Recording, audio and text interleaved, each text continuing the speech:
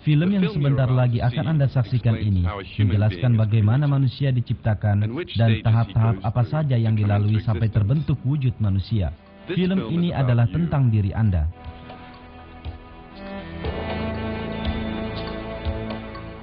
Marilah kita berkelana sejenak dan kembali ke masa lalu. Marilah kita menyelami sebuah kisah yang luar biasa yang penuh keajaiban. Marilah kita lihat seperti apa wujud manusia pada awalnya.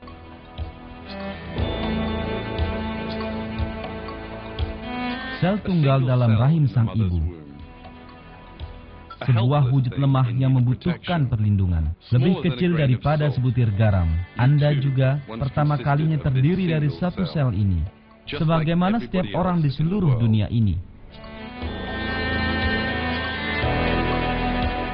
Kemudian sel ini membelah. Ada 2 sel sekarang. Lalu mereka membelah dan menjadi 4. Kemudian 8, selanjutnya 16. Sel-sel itu terus membelah. Pertama kali segumpal daging muncul. Kemudian gumpalan daging ini menjadi bentuk tertentu. Ia membentuk lengan, kaki, mata. Ia tumbuh 100 miliar kali lebih besar daripada sel awal dan 6 miliar lebih berat.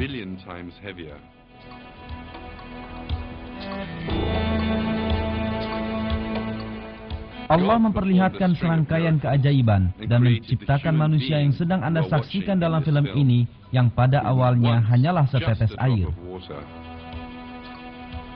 Dan Dia menyatakan kepada manusia bagaimana Dia menciptakannya dalam Al-Quran, sebagaimana ayat berikut. Apakah manusia mengira bahwa mereka akan dibiarkan begitu saja tanpa pertanggungan jawab? Bukankah dia dahulu setetes mani yang ditumpahkan ke dalam rahim? Kemudian mani itu menjadi segumpal darah. Lalu Allah menciptakannya dan menyempurnakannya. Lalu Allah menjadikan daripadanya sepasang lelaki dan perempuan. Bukankah Allah yang berbuat demikian berkuasa pula menghidupkan orang mati?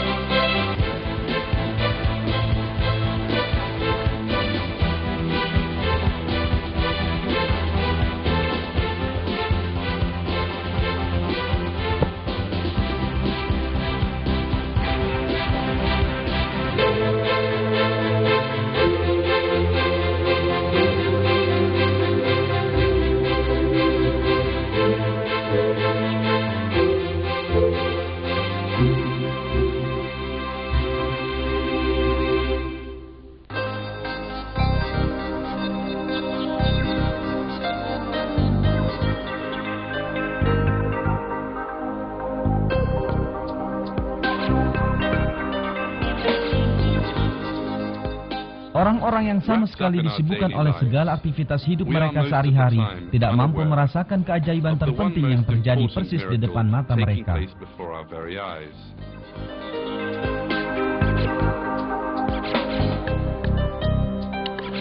Keajaiban ini adalah keajaiban penciptaan dalam diri manusia. Keajaiban pertama dalam penciptaan ini berawal dari dalam tubuh seorang wanita, dalam organ yang disebut ovarium, dengan proses pematangan sebuah sel telur.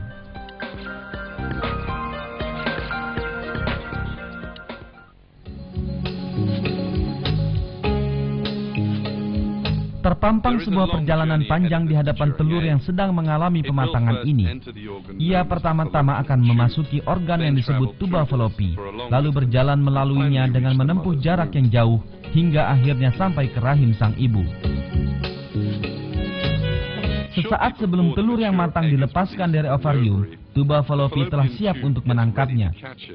Dengan gerakan-gerakan sensitif, ia mencoba menemukan posisi sel telur ini di bagian paling atas ovarium. Sebagai hasil pencarian ini, tuba Fallopi menemukan telur yang sedang mengalami pematangan tersebut dan menarik sang telur ke arahnya. Dan akhirnya, perjalanan sang telur pun kini telah dimulai. Sang telur diharuskan melakukan perjalanan sejauh keseluruhan panjang tuba Fallopi. Tetapi ia tidak memiliki organ yang membantunya untuk melakukan tugas ini seperti sirip atau kaki.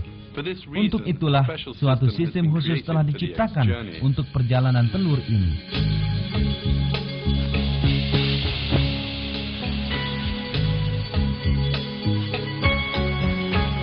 Miliaran sel pada permukaan bagian dalam tuba Fallopi telah ditugasi untuk memastikan bahwa sang telur berhasil mencapai rahim. Sel-sel ini senantiasa menggerak-gerakkan rambut-rambut tipis pada permukaannya yang disebut silia agar bergerak ke arah rahim.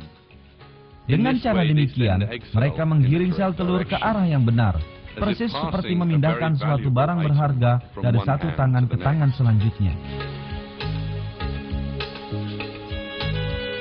Jika seseorang mengamati dengan seksama, rambut-rambut tipis ini merupakan bagian dari suatu perencanaan yang sangat cerdas dan telah berada di tempat dan dalam bentuk yang sangat tepat sebagaimana mereka seharusnya.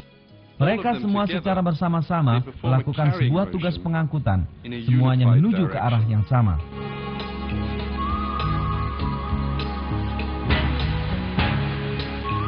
Jika salah satu bagian dari sel-sel tersebut tidak melaksanakan fungsinya, atau jika mereka melakukan tugas pengangkutan ini dengan arah yang berlainan, telur tersebut tidak akan mencapai tujuannya, dan kelahiran bayi tidak akan terjadi.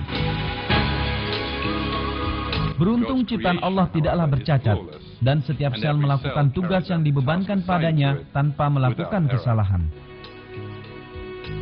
Dengan demikian, sel telur bergerak tanpa hambatan ke tempat yang secara khusus telah dipersiapkan untuknya, yaitu rahim sang ibu. Tetapi sel telur yang begitu hati-hatinya sedang diangkut ini memiliki masa hidup hanya 24 jam. Jika ia tidak dibuahi dalam selang waktu tersebut, ia akan mati. Ia memerlukan suatu material penting agar dapat dibuahi. Sperma yang akan datang dari tubuh laki-laki.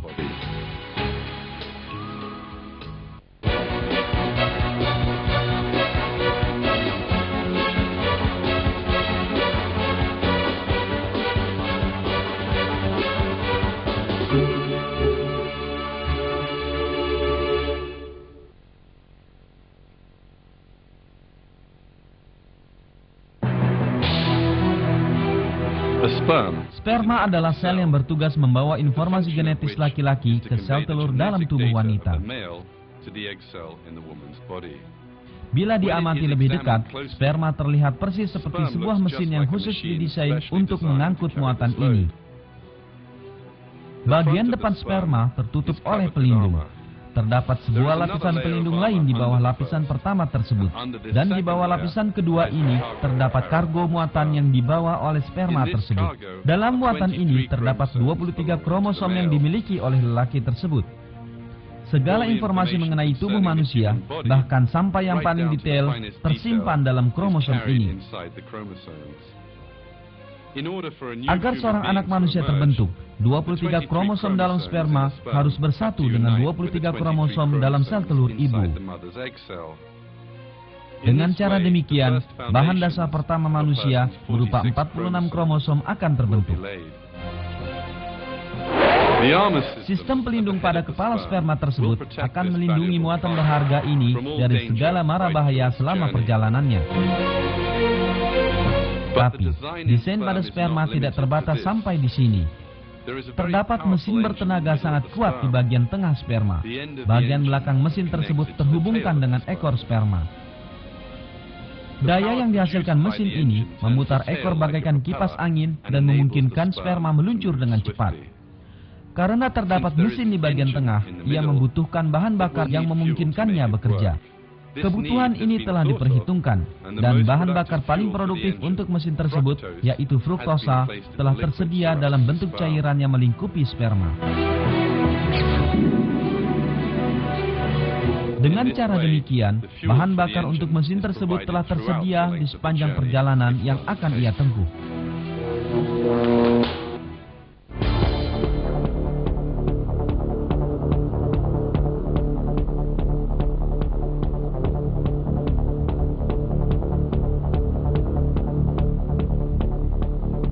Dengan desain yang sempurna ini, sang sperma bergerak cepat dan langsung mengarah ke sel telur.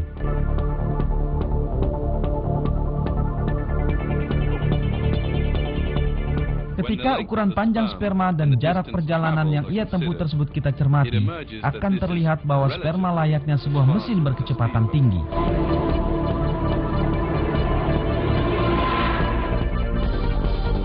Pembuatan mesin-mesin ajaib ini dilakukan dengan cara yang sangat ahli. Di dalam tiap testis, yang merupakan pusat produksi sperma, terdapat tabung mikroskopis dengan panjang total mencapai 500 meter.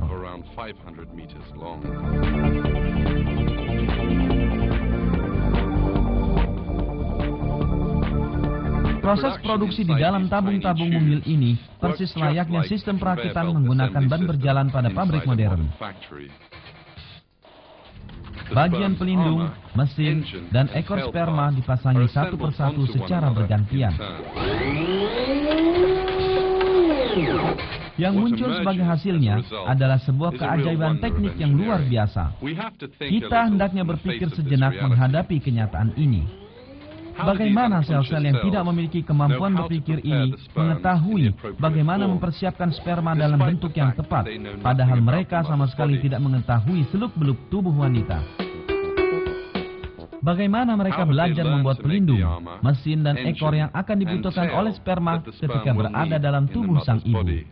Dengan kecerdasan apa mereka dapat merakit komponen-komponen ini dalam urutan yang benar?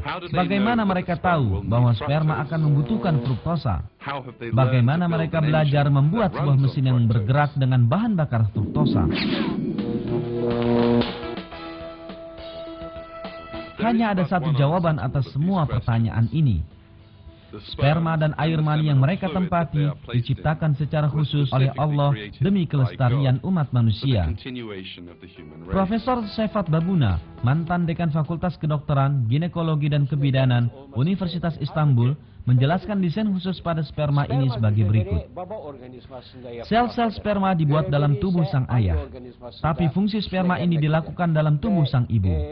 Dan semenjak dunia ini dimulai, dengan kata lain dalam sejarah umat manusia, tidak ada sperma yang berkesempatan kembali pulang ke tubuh sang ayah setelah melaksanakan tugasnya dalam tubuh sang ibu, dan kemudian berkata pada sel-sel yang telah membuatnya tentang apa yang telah mereka lakukan, kesulitan apa yang mereka hadapi, atau apa tugas mereka. Jadi kalau begitu, bagaimana sel sperma memiliki struktur yang sangat berbeda dengan semua ribuan macam sel yang ada dalam tubuh? Bagaimana sel sperma mengetahui bahwa ia akan mengangkut muatan genetis yang ia ambil dari tubuh sang ayah ke tubuh lain yang kemudian akan menjadikannya hidup, sehingga bagian kepala, yakni bagian depannya, harus memiliki pelindung? Bagaimana sel sperma mengetahui bahwa ia akan menembus membran sel sehingga ia juga membawa sejumlah senjata kimia yang dipasang di balik pelindungnya? Jadi, Anda tahu bahwa adalah mustahil semua struktur pada sel ini, tugas yang ia lakukan, berbagai peristiwa yang ia alami adalah sebuah kebetulan. Ia mengerjakannya dengan kebetulan, atau bahkan ia secara sadar mengerjakan semua ini berulang-ulang. Ini adalah bukti paling jelas bagaimana Allah Sang Pencipta telah memberinya tugas ini dan bagaimana ia melakukannya dengan cara yang paling sempurna. Perancangan menakjubkan dalam desain sperma itu sendiri adalah sebuah keajaiban penciptaan. Sebenarnya Allah telah memberikan perhatian khusus pada penciptaan air mani tempat sperma itu berada dalam Al-Quran.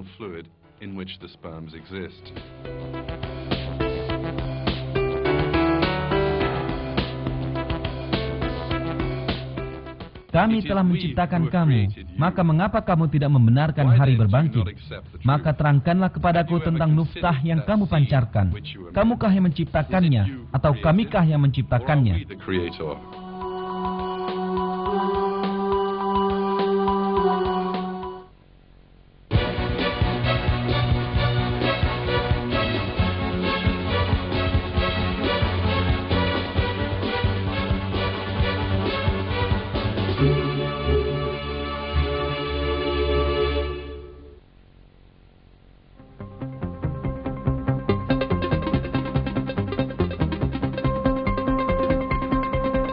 Sekitar 250 juta sperma pada satu waktu dikirimkan ke rahim sang ibu.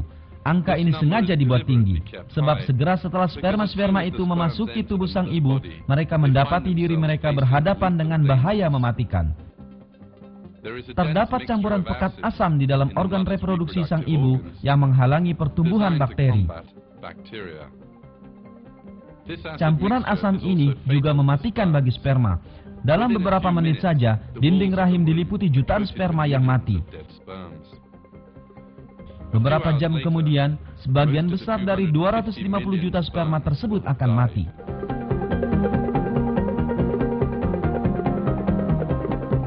Senyawa asam ini, yang sangat penting bagi kesehatan sang ibu, sungguh sangat ampuh sehingga dengan mudah mampu membunuh semua sperma yang memasuki rahim. Pada peristiwa ini, pembuahan tidak dapat terjadi dan ras manusia akan punah.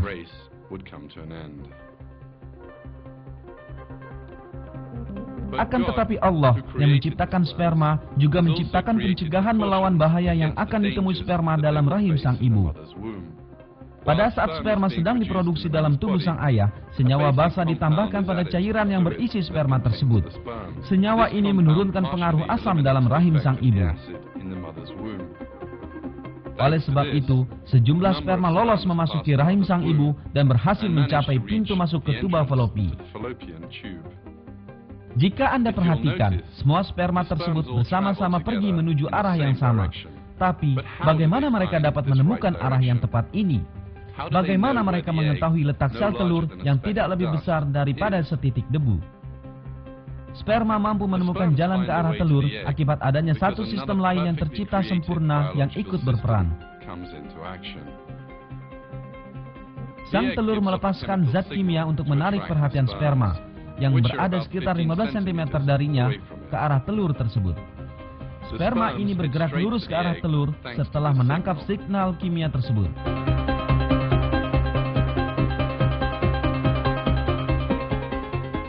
Singkatnya, sel telur yang sama sekali tidak mengenali sperma tersebut dan belum pernah berhubungan dengan mereka sebelumnya memanggil sperma ini untuk datang padanya. Dua sel yang sama sekali belum pernah kenal mampu untuk saling berkomunikasi. Ini adalah satu bukti lagi bahwa telur dan sperma diciptakan dalam bentuk paling ideal satu sama lain.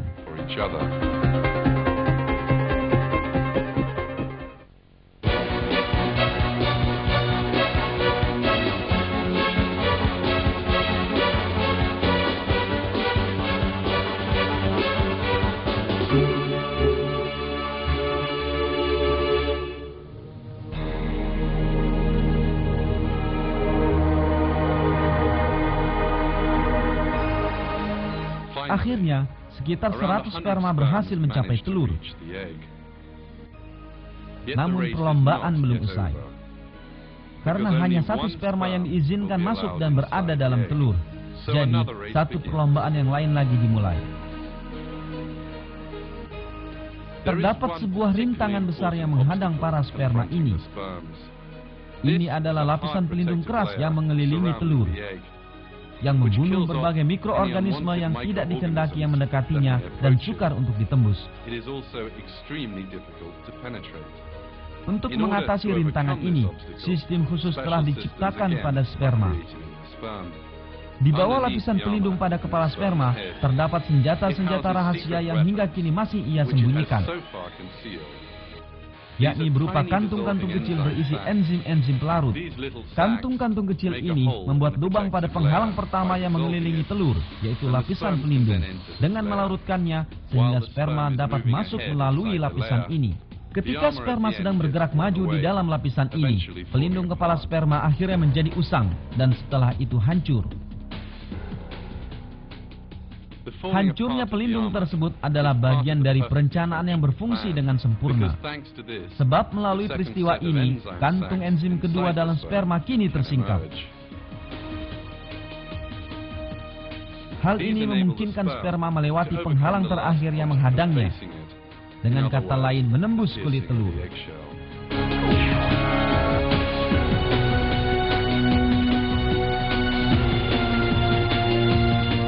Anda kini sedang melihat gambar yang diambil dengan mikroskop elektron. Sperma memiliki pelindung berwarna merah. Pelindung ini melebur dan sperma memasuki telur melalui kulitnya.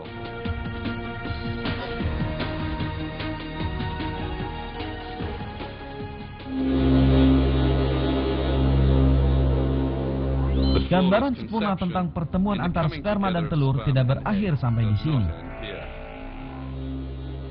Segera setelah sperma mencapai kulit telur, keajaiban lain terjadi. Sang sperma tiba-tiba saja melepas ekor yang telah membawanya sepanjang perjalanan ini. Hal ini penting, karena bila sperma tidak melakukannya, maka ekor yang selalu tetap bergerak akan masuk ke dalam sel telur dan menghancurkannya. Pelepasan ekor oleh sperma menyerupai cara roket atau pesawat ruang angkasa melepaskan tangki bahan bakar dan mesin yang tidak diperlukan lagi ketika mereka meninggalkan atmosfer. Tetapi, bagaimana sperma kecil ini dapat melakukan suatu perhitungan yang rumit?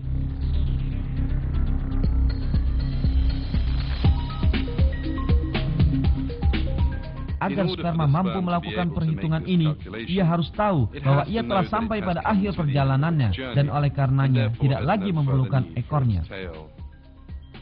Akan tetapi sperma adalah mesin biologis yang tidak mampu berpikir, yang tidak memiliki kecerdasan dan tidak dapat merasakan keadaan sekelilingnya. Allah yang menciptakan sperma telah melengkapinya dengan suatu sistem yang memungkinkan ekor untuk lepas pada saat yang tepat. Sperma melepaskan ekornya, menembus telur dan meletakkan muatannya, yakni kromosom, melalui lubang yang ia buka. Proses pengangkutan data genetis dengan cara ini kini berakhir. Akibat dari berfungsinya secara harmonis ratusan sistem yang berada dan mandiri ini, data genetis tentang tubuh sang ayah berhasil mencapai sel telur. Seperti yang kita telah saksikan, bahkan sekedar penyatuan sperma dan telur hanya mungkin terjadi karena adanya suatu perencanaan dan desain yang sempurna, sehingga tidak menyisakan ruang kebetulan.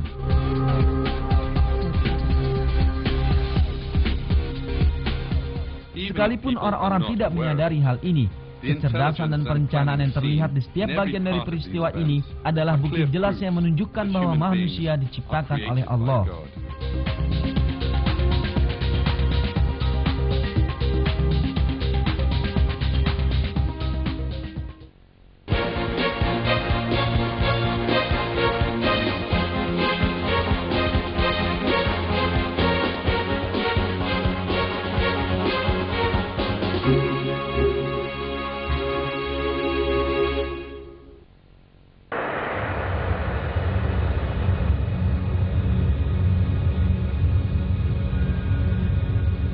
Anda sedang menyaksikan sebuah sel telur yang belum bergabung dengan sperma. Data genetis sperma dan telur terletak bersebelahan. Tetapi satu di antara berbagai keajaiban terbesar di dunia sebentar lagi akan terjadi. Dua set informasi genetis sebentar lagi akan berpadu satu sama lain untuk membentuk manusia yang benar-benar baru. Dan penggabungan telah terjadi. Mungkin sulit untuk dipercaya, tapi dalam sel ini terdapat semua informasi mengenai manusia yang belum lahir. Mata bayi yang belum lahir, corak dan warna rambut, bentuk wajah dan semua ciri fisiknya yang lain disimpan di sini.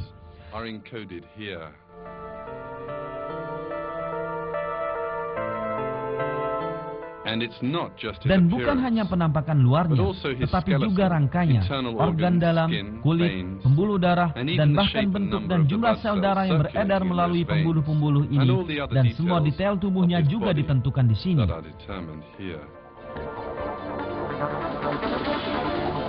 Segala sesuatunya ditentukan dan ditulis dalam sel ini, dari ciri-ciri pada usia 7 tahun hingga ciri-cirinya pada usia 70 tahun.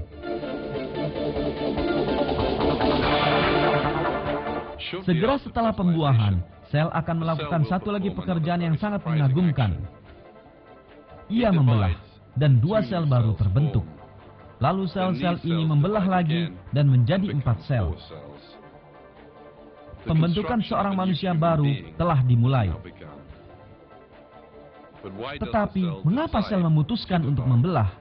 Mengapa ia bertugas membentuk manusia baru? Siapakah yang memberi sel tersebut pengetahuan untuk membentuk seorang manusia baru? Pertanyaan ini menghantarkan kita pada keberadaan Allah, pemilik ilmu dan kekuasaan tanpa batas, yang menciptakan kita, dunia ini, manusia yang ada di dunia, sel-sel dalam tubuh manusia, dan di seluruh alam semesta.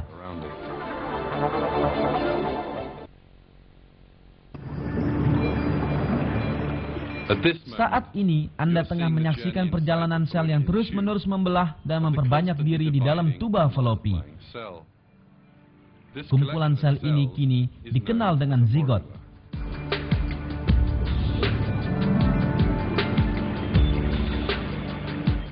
Pada saat sel-sel dalam zigot membelah dan memperbanyak diri, sesuatu yang aneh terjadi. Beberapa sel mulai tumbuh berbeda dari yang lainnya. Sel-sel terdahulu berkumpul di bagian tengah, dan mereka ini dikelilingi oleh sel-sel yang tumbuh menjadi sel jenis lain. Dalam waktu singkat kemudian, kumpulan sel di bagian tengah akan membentuk embrio. Dengan kata lain, sel-sel pertama dari bayi yang akan dilahirkan. Dan kumpulan sel di sekelilingnya akan membentuk plasenta yang akan memberi makan untuk embrio. Sel-sel yang tumbuh berbeda satu sama lain dan penentuan untuk membentuk embrio atau plasenta dianggap oleh dunia ilmu pengetahuan sebagai sebuah keajaiban besar. Ada perintah rahasia yang membuat sel melakukan hal ini.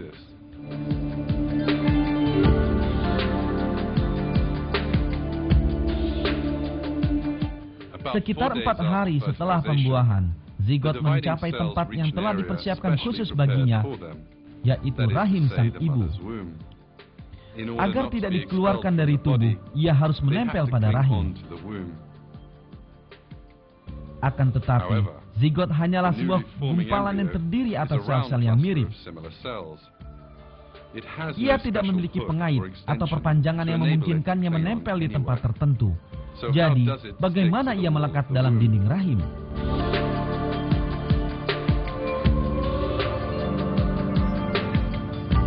Ini juga telah diperhitungkan sebelumnya. Ketika zigot mencapai dinding rahim sang ibu, suatu sistem khusus melakukan perannya. Yang Anda sedang saksikan sekarang adalah zigot yang baru saja mencapai rahim sang ibu. Terlihat di bawah mikroskop elektron. Sel-sel pada bagian paling luar zigot mengeluarkan enzim khusus yang melarutkan dinding rahim.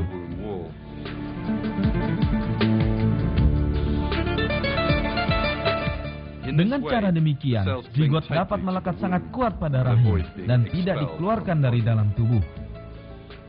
Keberadaan sel-sel di permukaan zigot yang tidak hanya terletak di tempat yang tepat, tapi juga menghasilkan enzim yang diperlukan, sekali lagi menunjukkan kesempurnaan penciptaan. Keberadaan penciptaan yang tanpa cacat ini menjadikan zigot tertanam dalam dinding rahim.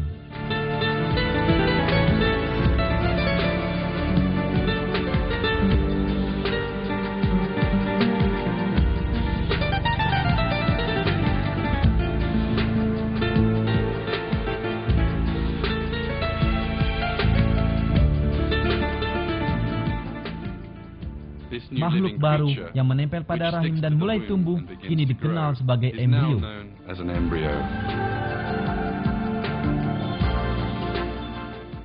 Fakta ini yang ditemukan oleh ilmu pengetahuan modern memperlihatkan satu keajaiban penting dalam Al-Quran. Dalam Al-Quran, Allah menggunakan istilah alat untuk merujuk pada fase pertama dalam rahim seorang ibu. Bacalah dengan menyebut nama Tuhanmu yang menciptakan. Dia telah menciptakan manusia dari segumpal darah. Bacalah, dan Tuhanmulah yang maha pemurah. Alat dalam bahasa Arab berarti sesuatu yang menempel pada suatu tempat. Kata ini bahkan digunakan untuk menggambarkan parasit tertentu yang menempel pada kulit dan menghisap darah.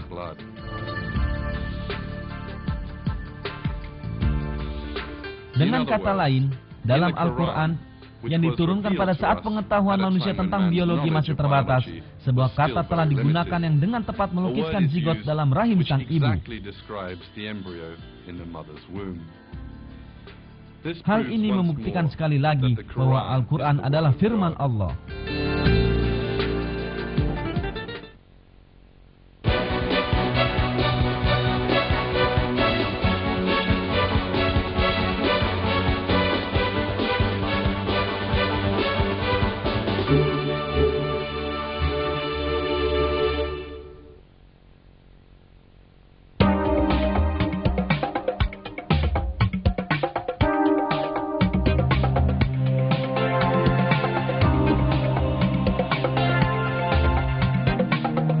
Makhluk hidup bersel satu yang tak terhitung jumlahnya mendiami bumi kita, sebuah planet yang dipenuhi kehidupan. Semua makhluk bersel satu ini berkembang biak dengan membelah diri dan membentuk salinan yang sama seperti diri mereka sendiri ketika pembelahan ini terjadi. Embrio yang berkembang dalam rahim sang ibu juga memulai hidupnya sebagai makhluk bersel satu, dan sel ini memperbanyak diri dengan membuat salinan diri mereka sendiri. Dalam situasi seperti ini, tanpa adanya perencanaan khusus, sel-sel bayi yang belum lahir ini akan berbentuk sama, dan yang pada akhirnya akan muncul bukanlah seorang manusia, tetapi gumpalan daging tak berbentuk. Akan tetapi hal seperti ini tidaklah terjadi, karena sel-sel tersebut bukanlah tanpa pengawasan.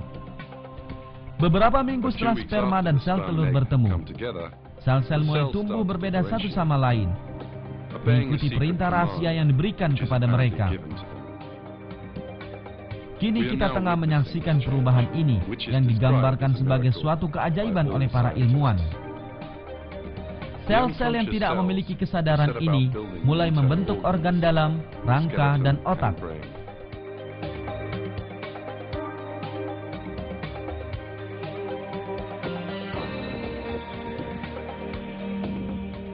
Sel-sel otak telah mulai terbentuk pada dua celah kecil ini. Pemandangan yang sedang Anda lihat sekarang ini, yang diambil menggunakan mikroskop elektron, adalah tahap awal perkembangan otak.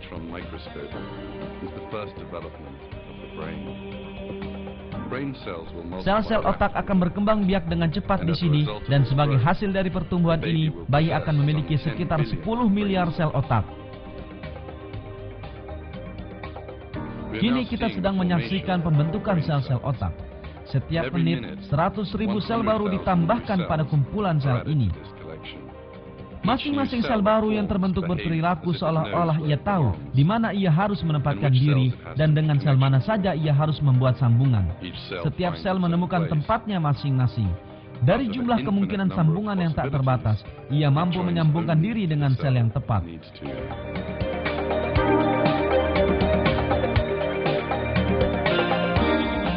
Terdapat 100 triliun sambungan dalam otak manusia. Agar sel-sel otak dapat membuat triliunan sambungan ini dengan tepat, mereka harus menunjukkan kecerdasan yang jauh melebihi tingkat kecerdasan manusia. Padahal sel tidak memiliki kecerdasan sama sekali. Dan tidak hanya sel otak. Setiap sel yang membelah dan memperbanyak diri pada embrio pergi dari tempat pertama kali ia terbentuk, langsung menuju ke titik yang harus ia tempati. Dan setiap sel menemukan tempat yang telah ditetapkan untuknya. Dan di sini, dengan sel manapun mereka harus membentuk sambungan, mereka akan mengerjakannya. Jadi, siapakah gerangan yang menjadikan sel-sel yang tidak memiliki kesadaran tersebut mengikuti rencana cerdas ini?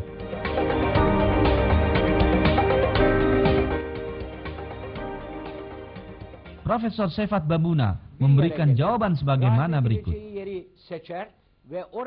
Bagaimana semua sel yang identik ini bergerak menuju tempat yang sama sekali berbeda, seolah-olah mereka secara mendadak menerima perintah dari suatu tempat dan berusaha agar benar-benar terbentuk organ-organ yang sungguh berbeda.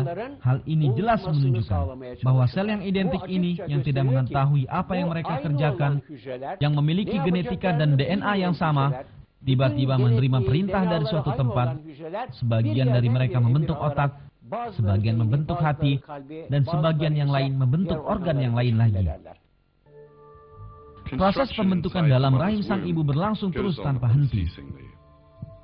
Sejumlah sel yang mengalami perubahan tiba-tiba saja mulai mengembang dan mengerut. Setelah itu, ratusan ribu sel ini saling berdatangan, dan sel-sel ini membentuk jantung. Jantung ini akan terus-menerus berdenyut seumur hidup. Sesaat lagi kita akan melihat sebuah keajaiban yang nyata. Sel-sel yang berdiri sendiri secara terpisah satu sama lain ini sesungguhnya adalah sel-sel pembuluh darah. Lalu sel-sel ini mendadak mulai bergabung satu sama lain dan membentuk sambungan di antara mereka. Dan sel-sel tersebut membentuk pembuluh darah. Mari kita saksikan pemandangan menakjubkan lagi.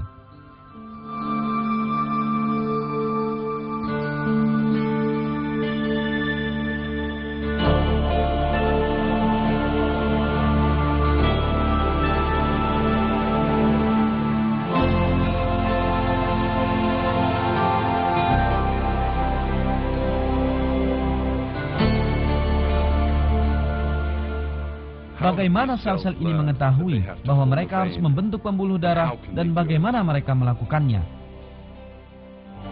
Ini adalah satu di antara beragam pertanyaan yang belum terpecahkan oleh ilmu pengetahuan. Sel-sel pembuluh ini akhirnya berhasil membuat sistem tabung yang sempurna tanpa retakan atau lubang padanya. Permukaan bagian dalam pembuluh darah ini mulus, bagaikan dibuat oleh tangan yang ahli. Sistem pembuluh darah yang sempurna ini akan membawa darah ke seluruh bagian tubuh bayi. Jaringan pembuluh darah ini memiliki panjang lebih dari 40.000 km. Ini hampir menyamai panjang keliling bumi. Perkembangan dalam perut sang ibu berlangsung tanpa henti. Pada minggu kelima, tangan dan kaki embrio mulai terlihat.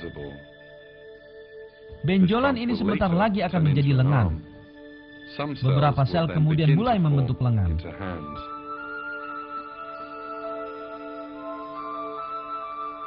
Tetapi sebentar lagi, sebagian dari sel-sel ini akan melakukan sesuatu yang mengejutkan.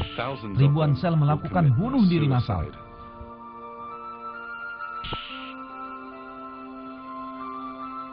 Mengapa sel-sel ini membunuh diri mereka sendiri? Kematian ini memiliki tujuan yang amat penting. Bangkai-bangkai sel yang mati di sepanjang garis tertentu ini diperlukan untuk pembentukan jari jemari tangan. Sel-sel lain memakan sel mati ini, dan celah-celah kosong terbentuk di daerah ini. Celah-celah kosong tersebut adalah celah di antara jari-jari kita. Akan tetapi, mengapa ribuan sel mengorbankan dirinya seperti ini? Bagaimana dapat terjadi? Sebuah sel membunuh dirinya sendiri agar sang bayi dapat memiliki jari-jari pada saatnya nanti. Bagaimana sel tersebut tahu bahwa kematiannya adalah untuk tujuan tertentu? Semua ini sekali lagi menunjukkan bahwa semua sel penyusun manusia ini diberi petunjuk oleh Allah.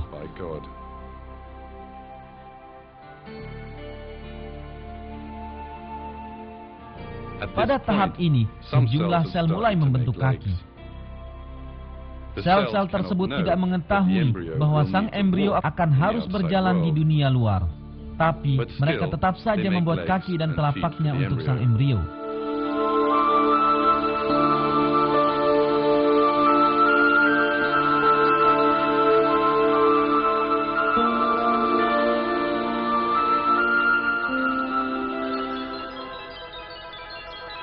Anda kini sedang menyaksikan wajah manusia berumur 4 minggu. Pada tahap ini, dua lubang terbentuk. Masing-masing terletak pada tiap sisi kepala embrio. Sulit untuk dipercaya, tapi mata akan terbentuk di kedua lubang ini. Mata mulai terbentuk pada minggu ke-6. Sel-sel tersebut bekerja dalam sebuah perencanaan yang sulit dipercaya selama beberapa bulan, dan satu demi satu membentuk bagian-bagian berbeda yang membentuk mata. Sebagian sel membentuk kornea, sebagian pupil, dan sebagian yang lain membentuk lensa. Masing-masing sel berhenti ketika mencapai batas akhir dari daerah yang harus ia bentuk. Dan mata, yang mengandung 40 komponen yang berbeda, terbentuk tanpa cacat.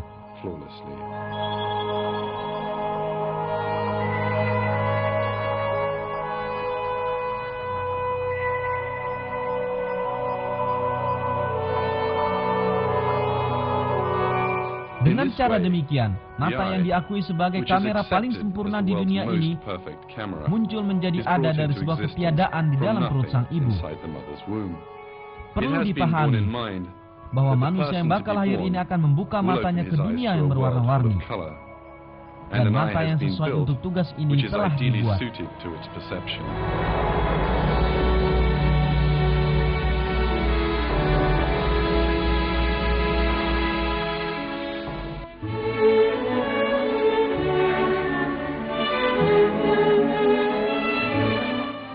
Suara yang akan didengar oleh bayi yang belum lahir ini dan musik yang akan didengarnya juga telah diperhitungkan. Telinga yang akan mendengarkan musik tersebut juga dibentuk dalam perut sang ibu. Sel-sel tersebut membentuk alat penerima suara terbaik di dunia.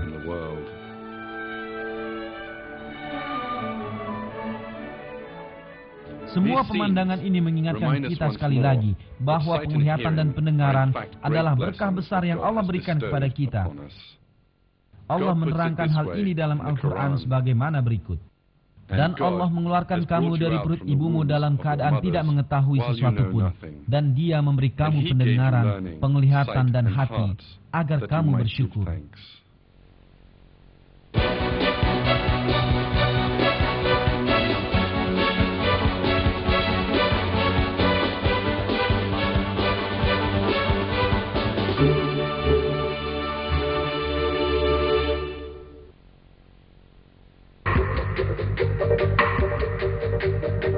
Segala informasi yang hingga kini telah kami sampaikan, yakni tentang pertumbuhan dan perkembangan embrio dalam rahim sang ibu, diperoleh dari penelitian ilmiah selama 30 sampai 40 tahun terakhir.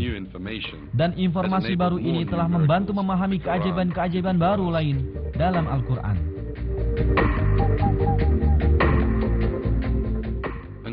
Hingga baru-baru ini, terdapat keyakinan bahwa kerangka terbentuk pada saat yang bersamaan dengan otot.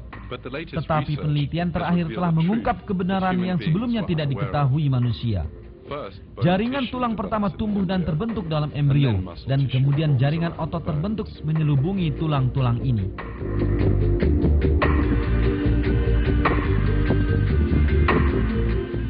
Hal yang menarik adalah bahwa fakta yang baru ditemukan ini ternyata telah dinyatakan 1400 tahun yang lalu dalam Al-Quran.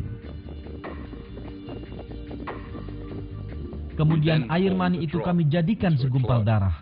Lalu segumpal darah itu kami jadikan segumpal daging. Dan segumpal daging itu kami jadikan tulang belulang. Lalu tulang belulang itu kami bungkus dengan daging. Kemudian kami jadikan dia makhluk yang berbentuk lain. Maka maha sucilah Allah, pencipta yang paling baik.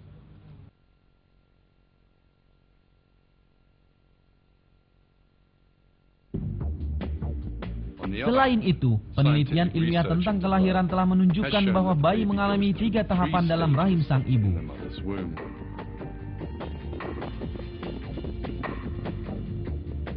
Fakta ini diuraikan dalam buku pelajaran embriologi, Basic Human Embryology, sebagaimana berikut.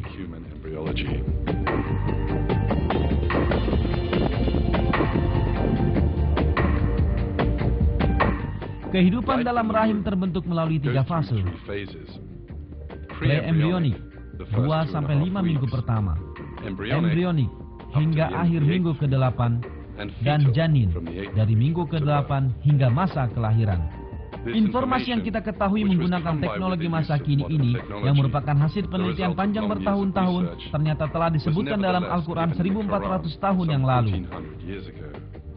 3 fase dalam rahim sang ibu ini diterangkan dalam Al-Quran sebagaimana berikut.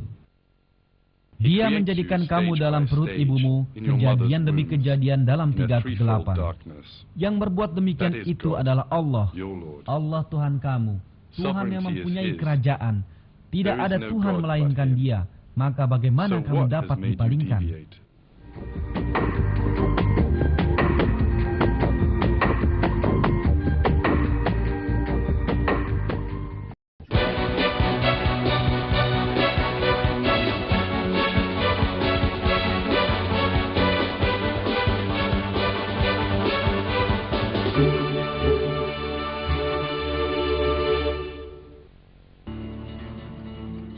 Instrumen yang kini Anda saksikan di layar adalah alat medis dengan teknologi paling mutakhir di dunia. Ini adalah sistem penyangga kehidupan. Mereka yang berada dalam perawatan intensif terhubungkan dengan alat ini. Tapi teknologi sebanyak ini sama sekali kalah ketika dibandingkan dengan sebuah peralatan canggih lainnya. Peralatan canggih ini adalah plasenta yang mengelilingi embrio dalam rahim ibu dan mencukupi segala keperluannya. Plasenta berfungsi sebagai mesin dialisis ginjal, mesin jantung paru-paru, dan liver buatan. Ia melakukan semua fungsi ini pada saat yang bersamaan.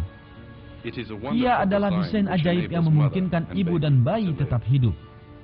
Sel-sel pembentuk plasenta ini mengenali molekul-molekul makanan di antara ribuan molekul yang ada dalam darah sang ibu dan memudahkan molekul-molekul tersebut untuk mencapai sang bayi. Tugas lain dari plasenta adalah melindungi embrio. Sel-sel pertahanan dalam tubuh sang ibu bergerak menuju rahim dan menyerang embrio yang sedang tumbuh. Tapi sel-sel pada lapisan paling luar plasenta membentuk semacam saringan yang terletak antara pembuluh darah ibu dan embrio. Saringan ini meloloskan molekul-molekul makanan dan menahan sel-sel imunitas.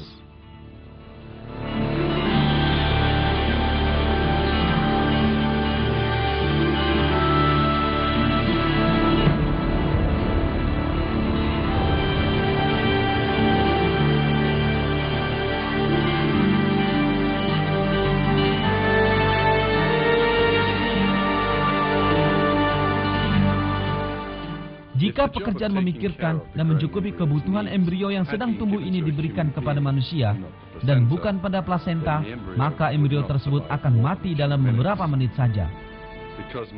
Sebab tidak ada satupun teknologi manusia yang mampu menghitung kebutuhan yang senantiasa berubah ini dan mencukupinya. Satu-satunya mesin yang dapat mengerjakan fungsi ini adalah plasenta. Tali ini memungkinkan terjadinya hubungan antara bayi dan tubuh ibunya.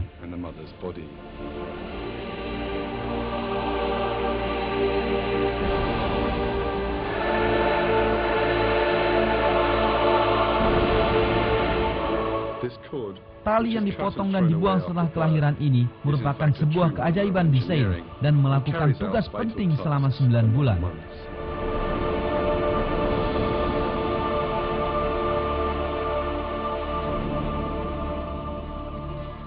Dalam tali ini terdapat satu pembuluh darah vena dan 2 pembuluh darah arteri.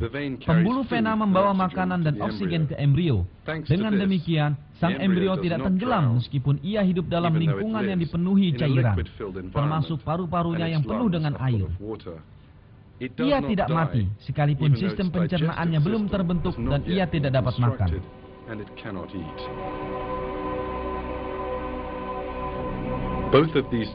Dua kebutuhan dasar ini disediakan bagi embrio melalui perutnya.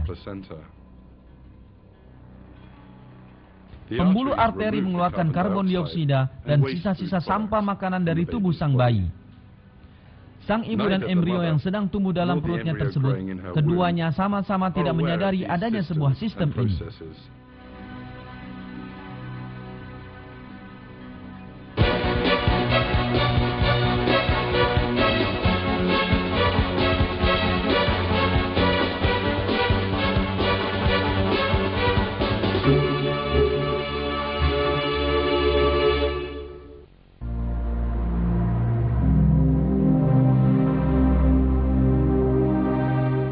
Seiring dengan pergantian bulan, bayi dalam perut sang ibu tumbuh dengan mengambil bentuk tertentu. Ia telah siap untuk memulai kehidupan di dunia luar. Kini telah tiba saatnya untuk tahap terakhir, yaitu kelahiran. Tapi ada bahaya besar menghadang sang bayi yang sedang menunggu dalam perut ibunya. Bayi akan lahir melalui rahim dan di antara tulang panggul sang ibu. Ini adalah bahaya besar bagi bayi. Karena ketika proses kelahiran berlangsung, kepala bayi akan dipaksa keluar melalui lubang sempit ini dan tengkoraknya akan mengalami tekanan. Akan tetapi pengamanan khusus telah dipersiapkan untuk melindungi kesehatan bayi. Tulang-tulang tengkorak bayi yang sedang lahir bersifat lunak. Di samping itu, berbeda dengan manusia dewasa, tulang-tulang pembentuk tengkorak tidak menyatu satu sama lain. Hal ini menjadikan tulang-tulang tersebut meregang sedikit ketika kelahiran berlangsung. Celah-celah di antara tulang-tulang ini mencegah tengkorak agar tidak remuk selama berlangsungnya proses ini. Dengan cara ini, sang bayi lahir dengan selamat dan tengkorak serta otaknya tidak mengalami kerusakan.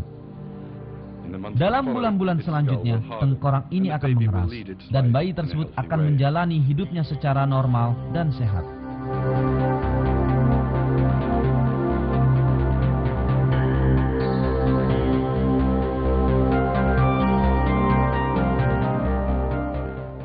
Berbagai peristiwa yang telah dikisahkan dalam film ini dialami semua orang di dunia. Setiap manusia dipancarkan ke rahim sebagai sebuah sel sperma yang kemudian bersatu dengan telur dan kemudian memulai kehidupan sebagai sel tunggal. Semua ini terjadi karena adanya kondisi yang secara khusus diciptakan di tempat tersebut. Bahkan sebelum manusia mengetahui keberadaan dirinya sendiri, Allah telah memberi bentuk pada tubuh mereka dan menciptakan manusia normal dari sebuah sel tunggal. Adalah kewajiban bagi setiap orang di dunia untuk merenungkan kenyataan ini.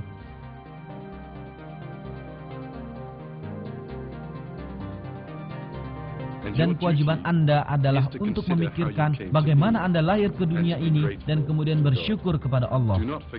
Jangan lupa bahwa Tuhan kita yang telah menciptakan tubuh kita sekali akan mencipta kita lagi setelah kematian kita dan akan mempertanyakan segala nikmat yang telah diberikannya kepada kita. Hal ini amatlah mudah baginya. Mereka yang melupakan penciptaan diri mereka sendiri dan mengingkari kehidupan akhirat benar-benar telah tertipu.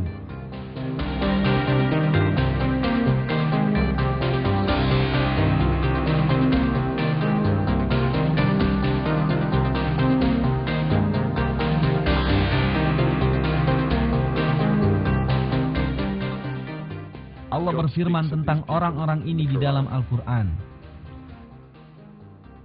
Dan apakah manusia tidak memperhatikan bahwa kami menciptakannya dari setitik air mani, maka tiba-tiba ia menjadi penantang yang nyata. Dan ia membuat perumpamaan bagi kami, dan dia lupa kepada kejadiannya. Ia berkata, siapakah yang dapat menghidupkan tulang belulang yang telah hancur luluh?